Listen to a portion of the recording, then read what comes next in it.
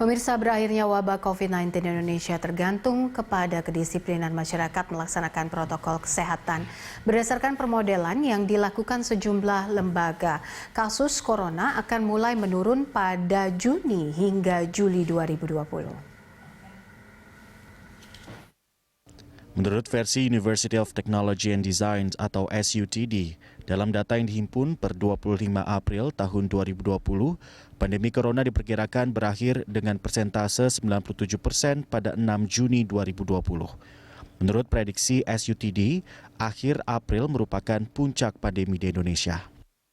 Sementara itu, hasil penelitian Institut Teknologi Bandung (ITB) menambahkan 5 kondisi pasien corona terhadap pasien lainnya di Jakarta, mulai dari kontak 10%, 30%, 50%, 80%, hingga 100%. Hasilnya menunjukkan persentase kontak warga 100% yang ditandai kurva merah menunjukkan kenaikan.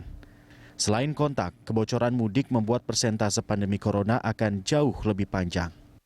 Kepala Pusat Pemodelan Matematika dan Simulasi ITB, Nuning Nuryani, mengatakan puncak dan akhir pandemi tergantung pada masyarakat. Matematikawan yang tergabung dalam alumni Departemen Matematika Universitas Indonesia membuat pemodelan puncak corona di Indonesia berdasarkan beberapa intervensi. Pandemi diperkirakan berakhir Mei hingga awal Juni tahun 2020.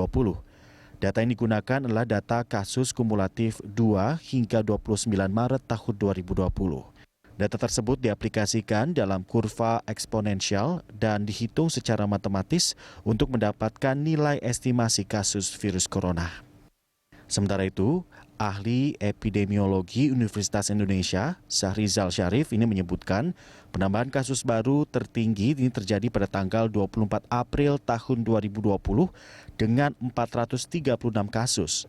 Jika angka tersebut dianggap sebagai puncak pandemi COVID-19, seharusnya penurunan jumlah kasus baru akan terus terjadi dalam 7 hingga 14 hari. Tim Liputan, Berita 1.